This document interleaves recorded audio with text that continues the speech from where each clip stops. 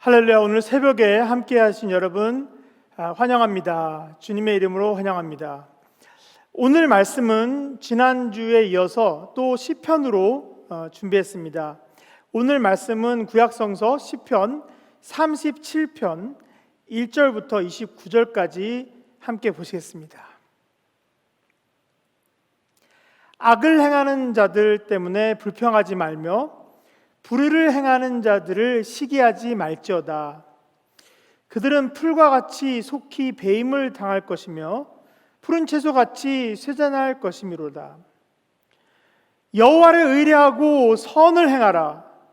땅에 머무는 동안 그의 성실을 먹을거리로 삼을지어다.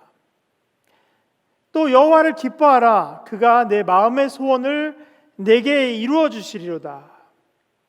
내 길을 여호와께 맡기라. 그를 의지하면 그가 이르시고 내 의를 빛같이 나타내시며 내 공의를 정오의 빛같이 하시리로다.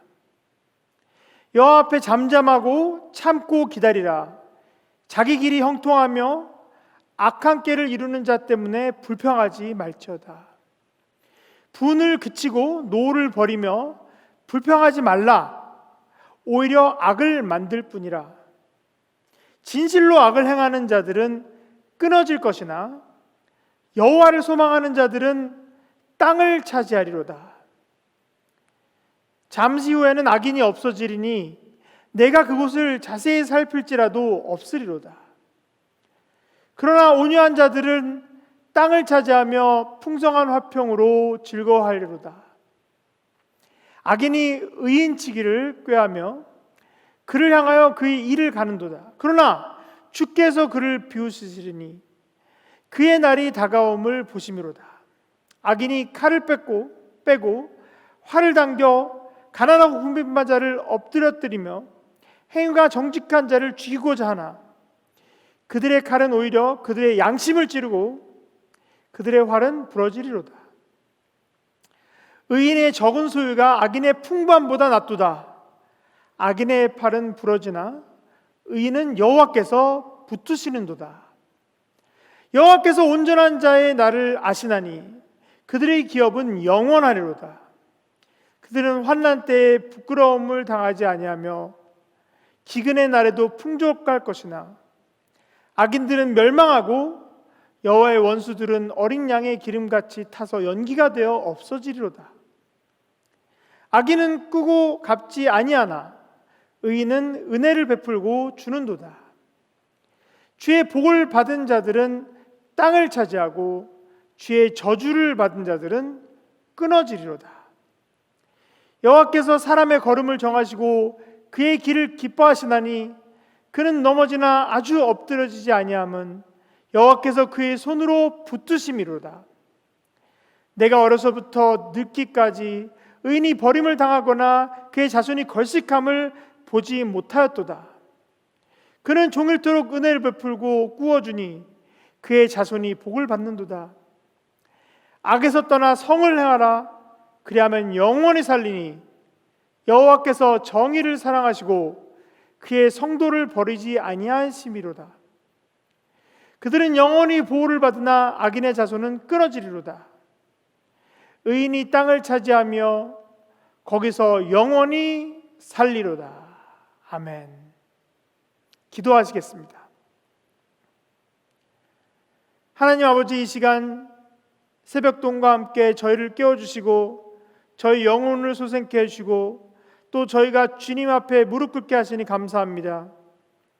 아버지 하나님이시여, 우리의 마음의 소원을 이루어 주시옵시고 우리의 마음에 주님의 말씀이 충만하게 하시옵시고 우리가 지금은 힘들지라도 하나님의 약속을 믿고 그 약속의 땅으로 들어갈 수 있도록 주님께서 인도하실 줄 믿사옵나이다. 예수 그리스도의 이름으로 기도드렸사옵나이다. 아멘.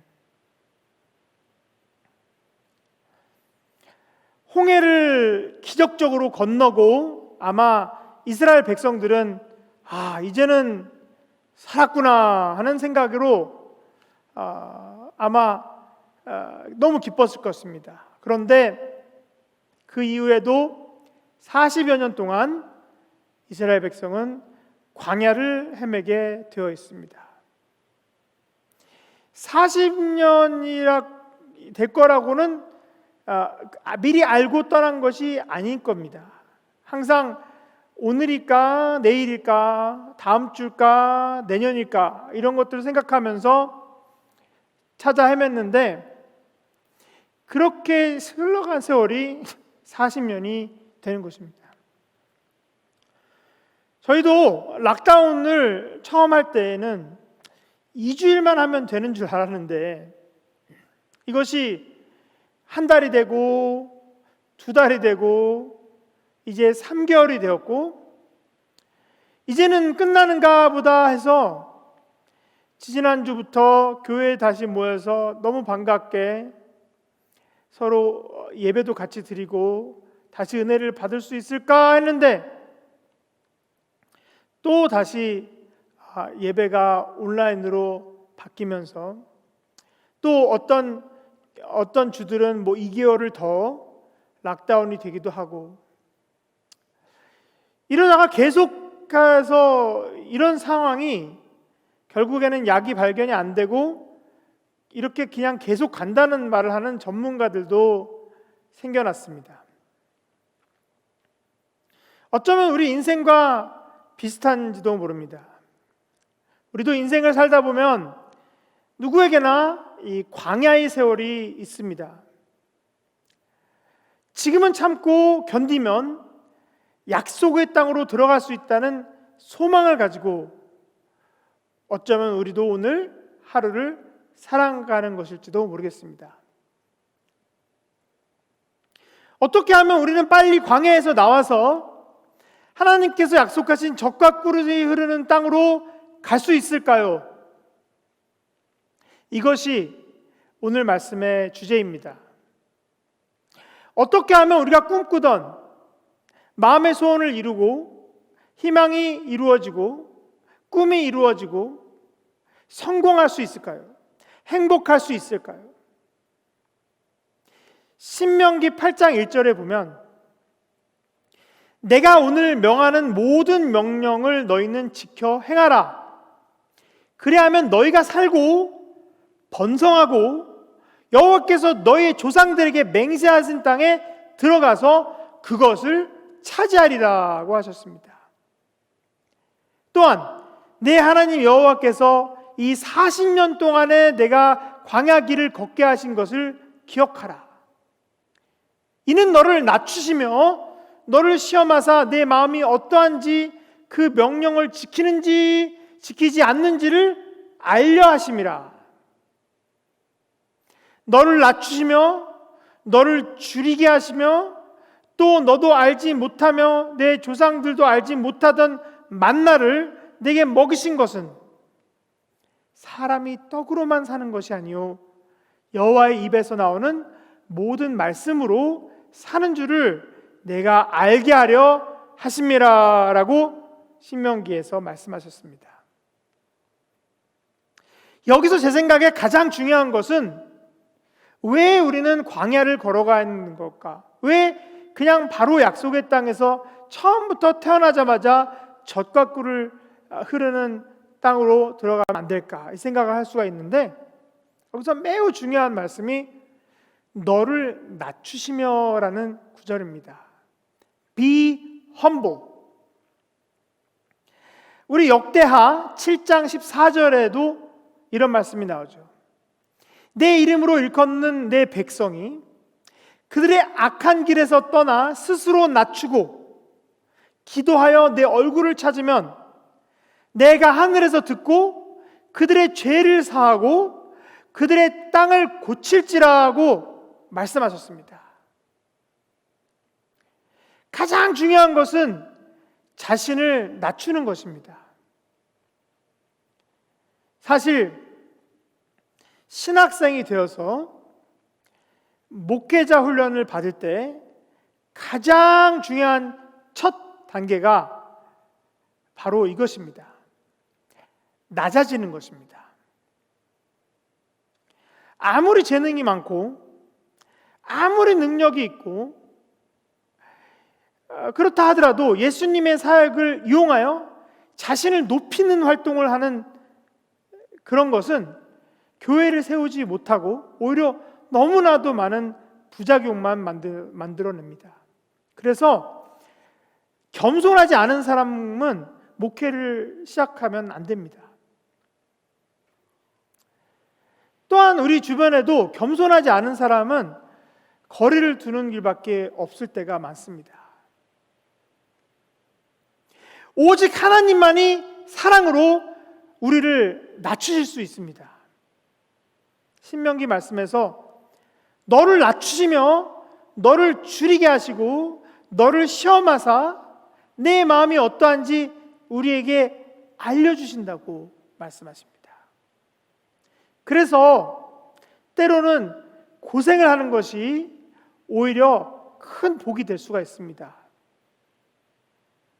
몸과 마음이 잠시 너무 힘들다 할지라도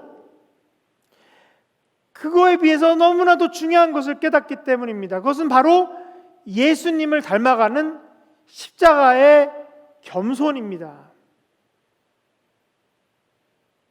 오늘 시편 37편에서 이렇게 시작합니다. 악을 행하는 자들 때문에 불평하지 말며 불의를 행하는 자들을 시기하지 말지어다. 이렇게 말씀하셨는데 이게 영어 성경에는 do not fret 이렇게 써 있는데요. 이 fret이라는 것은 찡그리고 화내고 이런 건데요. 히브리어로도 이런 말이 anger라는 말입니다. 열을 핫해지는 겁니다. 열을 받는 것. 그런데 사실 객관적으로 보면 악을 행하는 자가 악을 행하는 것이 봤을 때 화가 나지 않는 사람은 없습니다. 불의를 보면 객관적으로 분명히 불의이기 때문에 비판한 것이 마땅한데, 여러분 성경 말씀에서 너희들은 객관적으로 비판하라 이런 말씀 들어본 적 있나요? 없죠? 비판에는 어떤 것이 있냐면 그것이 아무리 맞는 말이라 하더라도 자신이 교만한 것이 들어가 있습니다. 자신이 맞다는 것이 거기에 같이 들어가 있는 것입니다.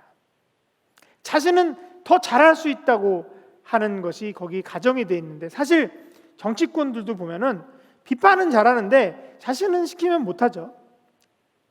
자신도 어떻게 할지 방안이 없으면서 계속 불평해서 남을 헐뜯는데, 하나님께서는 이런 것에 흔들리지 말라고 말씀하십니다. 우리가 세상을 살다 보면 심리학자들이 하는 말이 꼭 피해야 되는 사람 제 1순위가 뭐냐면 영어로는 victim mind가 있는 사람이다. victim mind. 그러니까 자신은 죄 없는 희생자다라고 어린아이처럼 비판을 하는 그런 사람은 피해야 된다고 말을 합니다. 물론 당연히 이 사회가 잘못되고 이 나라가 잘못되고 그런 부분들이 있죠. 저도 이제 꽤 살아보니까 이게 아주 흙탕물 같을 때도 있고 정말 아쉬울 때도 많고, 그런데 어떻게 보면 몇십 년 전보다는 많이 좋아진 것도 있습니다. 그런데 그래도 우리가 하나님을 붙들고 하나님의 나라가 임하시를 바라는 것은 항상 이 세상은 부족하기 때문입니다. 그래서 우리는 하나님을 더욱더 믿고 우리가 하늘의 나라가 임하실 것을 믿고 있는 것입니다. 이 사회가 잘못되고 이 나라가 잘못된 부분이 있다고, 또 다른 사람이 잘못해서 상황이 이렇게 됐다고 말하는 사람들이 많은데 어쩌면 그 말이 맞을 수도 있습니다. 이 victim mind로 이렇게 가지고 있는 그런 사람은, 그럼에도 불구하고 성경에서는 불평을 하지 말라고 말씀하고 계십니다. 왜일까요? 왜냐하면 비판하고 불평하는 사람은 희망이 없기 때문입니다. 예를 들어서 이 바닷가에 가서, 우리 하와이의 바닷가가 너무 아름답잖아요. 그런데 바닷가에 어쩌다 보면 누가 바나나 껍질을 버리거나 쓰레기를 남겨놓은 경우가 있습니다. 드물지만 제가 우리나라에서 서해바다를 한번 간 적이 있는데요. 유명한 해수욕장이었는데 이름은 잊어버렸는데, 갔더니 그 쓰레기가 바다에 둥둥 굉장히 많이 떠 있었어요. 그래서 엄청 깜짝 놀랐습니다. 근데 피서 기간 지나자마자 가서 그런지, 그래서 와, 바닷물도 더러워질 수 있구나라는 것을 그때 체험했는데, 그런데 바닷가에 가서 쓰레기가 너무 많다고 구청에 전화해서 막 불평하는 사람이 있는가 하면, 자신이 쓰레기를 줍기 시작하는 사람이 있습니다. 그래도 안 되면 환경운동을 시작하여 바닷가를 치우는 친구들을 모아서 하는 분들이 있습니다. 교회도 우리 아직 여러 종류의 분들이 오는 곳이기 때문에 불평하는 분이 있을 수 있습니다. 그런데 자신이 교회의 주인이 되신 그리스도의 몸의 하나라면 주인의식을 가지고 이 모자란 부분을 메꿔야 할 텐데, 마치 처음 교회 온 사람처럼 계속해서 성생 불평을 하기는 좋아하는 분들이 교회에도 있을 수 있습니다. 저는 아직 우리 교회에서는 그런 분이 있는지는 모릅니다만, 그런데 분명한 것은 세상에는 딱 두 종류의 마음이 있습니다. 복잡하지가 않습니다. 밝은 마음과 어두운 마음. 물론 밝아졌다가 어두워졌다가 왔다 갔다 하는 분도 있고, 어떤 부분은 밝다가 어떤 부분은 어둡다가 이런 분들도 있지만, 간단하게 정확하게 말씀드리면 밝은 마음과 어두운 마음이 있습니다. 둘 중 하나를 선택한다면 반드시 밝은 마음을 선택하라고 하는 것이 하나님의 말씀인데, 악인이 있어도 불의가 있어도 함께 진흙탕을 만들지 말고 밝은 마음으로 선택하라. 이것이 주님의 말씀입니다. 밝은 마음이 있다면 오히려 사랑의 눈으로 저 악인을 위해서 기도할 수도 있고, 더 좋은 부분들을 가지고 감사할 수도 있고. 제가 초대교회를 연구하기 위해서 하버드의 대학원 박사학위 학생들과 교수님들 몇 분과 함께 한 달 동안 그리스를 간 적이 있습니다.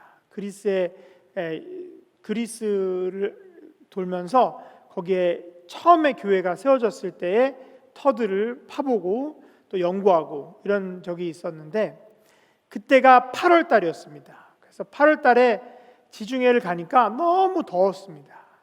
그런데 거기 한 15명에서 같이 갔는데, 그런데 그 이끄시는 분이 80세 되신 제 지도 교수님이셨는데, 이분이 독일 분인데 절약 정신이 굉장히 뛰어나서 택시를 안 타십니다. 그리고 우리 무거운 짐들이 있어도 항상 버스를 타고 또 웬만하면 걸어서 다녔습니다. 그런데 한 일주일쯤 지나서 여행을 하고 있는데, 어떤 학생이 너무 덥다고 짜증을 내는 것입니다. 근데 우리가 다 더운 거는 누구나 다 느끼고 있었고 알고 있었고, 괜히 그런 말을 할 필요는 없었는데, 이 친구가 자꾸 짜증을 내니까 주변 사람들이 모두 맥이 빠지는 겁니다.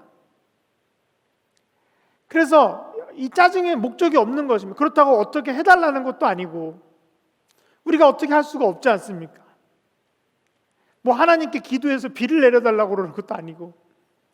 그래서 자꾸 짜증을 내는 친구를 사람들이 이제 피하기 시작했습니다.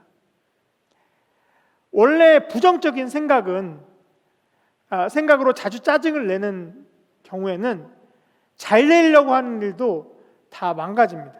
그래서 아이들도 이렇게 짜증을 잘 내거나 부정적인 아이들은 성적이 안 좋다는 연구 결과가 있습니다.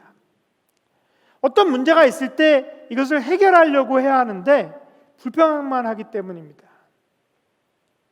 그래서 그 어려운 광야의 길에서 더욱이 우리는 밝은 마음과 밝은 정신으로 진취적으로 나가야 하는 것인데, 우리는 칠흑같이 어두운 가운데서도 작은 빛이라도 볼 수 있다면 그런 사람이 되어야 될 텐데, 그래야 돌파구를 향해 나갈 수 있을 것인데, 그렇지 못한다면 이것을 깨닫고 더 훈련을 받아야 됩니다. 불을 행하는 악인들은 성경 말씀에 풀과 같이 속히 배임을 당할 것이며 채소처럼 시들어져 없어질 것이다, 이렇게 말하고 있습니다. 지금 이 시간 우리 마음속에 혹시라도 어두움이 있었다면, 또는 어두움이 찾아올 때가 있다면 우리가 선한 빛으로 모두 비추시기를 주님의 이름으로 축원합니다. 오늘 말씀에서 악한 꾀를 이루는 자 때문에 불평하지 말지어다 라고 또 나오는데요, 분을 그치고 노를 버리며 불평하지 말라, 오히려 악만 더 만들 뿐이다 라고 하였습니다. 그리고 진실로 악을 행하는 자들은 끊어질 것이라고 주님께서 말씀하시고 계십니다. 반면에 여호와를 소망하는 자들이 땅을 물려받게 될 것이다 라고 하였는데, 광야를 벗어나 약속의 땅으로 들어가고 그 자손들이 번성할 것이라는 그런 뜻입니다. 그렇게 되려면 첫 번째, 자신을 무한대로 낮추는 겸손을 배워야 할 것입니다. 무릎을 꿇을 수 있어야 할 것입니다. 두 번째, 여호와를 전적으로 신뢰하고 선을 행하라고 말씀하고 있습니다. 오늘 말씀 4절에서 여호와를 기뻐하라, 그리하면 그가 내 마음에 소원을 주시리라고 하셨는데, 이 부분이 우리에게 가장 중요한 것입니다. 우리말 성경에는 내 마음의 소원을 이루어 주시리로다 라고 되어 있는데요, 사실 이제 이걸 풀어보면 여호와로 인하여 기뻐하라, 이것은 행복함을 느끼는 자는 하나님께서 그 마음이 간절히 원하는 꿈을 심어주신다는 뜻입니다. 꿈이 있는 자는, 그리고 꿈이 생생한 자는, 꼭 꿈이 간절한 자는 포기하지 않습니다. 좌절하지 않습니다. 불평하지 않습니다. 간절한 꿈이 있는, 진실된 꿈이 있는 자는 인내하고 나갈 것입니다. 더구나 하나님께서 주신 꿈은 그렇습니다. 우리가 스스로 정한 꿈은 사실은 모두 한낱 개꿈에 불과합니다. 하나님께서 꿈꾸시는 우리의 사명은, 하나님께서 꿈꾸시는 우리에게 주신 꿈은 우리가 스스로 생각하시는 것보다 1000만 배 더 큰 것인데, 우리는 이것을 찾지 못하고 이것을 받지 못하고 자신이 원하는 작고 소소한 것들만 매달려서 걱정하고 불안에 휩싸여 사는지도 모릅니다. 한국에서 예전에는 청년들이 군대를 갔다 오면 많이 변해서 온다고 하는데, 그전에는 오락만 하고 그냥 그랬던 친구들도, 꿈도 없었던 아이들도 군대에 갔다 와서 훈련 받고 오면 어떤 계획도 나름 생기고 더 열심히 사는 경우가 있다고도 하죠. 광야에서 고생을 해본 그런 사람이야말로 가장 소중한 하나님의 선물을 하나님께서 그의 마음에 주시는데요, 이것이 바로 간절한 꿈과 비전을 보여주신다는 것입니다. 신명기 8장에서 사람이 떡으로만 사는 것이 아니요 여호와의 입에서 나오는 말씀으로 사는 줄을 내가 알게 하려 하심이라 이랬는데, 이는 즉 우리가 간절한 꿈과 이상이 하나님의 말씀과 하나가 된다는 것을 의미합니다. 보통 우리가 언론이나 TV나 아니면 세상에서 가르쳐주는 가장 아름다운 꿈은 아름다운 사람과 결혼하고 풍족한 별장을 가지고 노후를 여행을 하고 이런 것들로 되는데, 이런 것들은 그냥 빵에 불과합니다. 사실은 이런 것들은 허울입니다. 세상에서 가장 아름답고 가장 선하고 가장 행복한 꿈은 바로 하나님의 말씀이기 때문입니다. 꿈이 확실하고 마음이 간절한 사람은 어떤 고난도 이 사람을 막을 수가 없습니다. 이 사람은 불평을 하거나 낙심을 할 시간이 없습니다. 저 앞에 아름다운 주님의 음성이 들리기 때문입니다. 메마른 광야의 체험이 있었기에 더 소중한 꿈이 이루어질 때 더욱더 감사 찬송을 드릴 수 있는 것입니다. Take delight in the Lord. 여호와를 기뻐하라. He will give you the desires of your heart. 그러면 여호와께서 내 마음 중심에 꿈과 소원을, 마음의 desire, 소원을 허락하시리라. 여러분, 지금 너무 어려운 시기일 수 있으나 나쁜 것을 보지 말고 밝은 마음으로 꿈을 꾸시기 바랍니다. 이렇게 끝이 안 보이는 광야의 체험 속에도 여호와를 신뢰하고 인내하며 기뻐하는 저와 여러분이 되시기를 주님의 이름으로 축원합니다.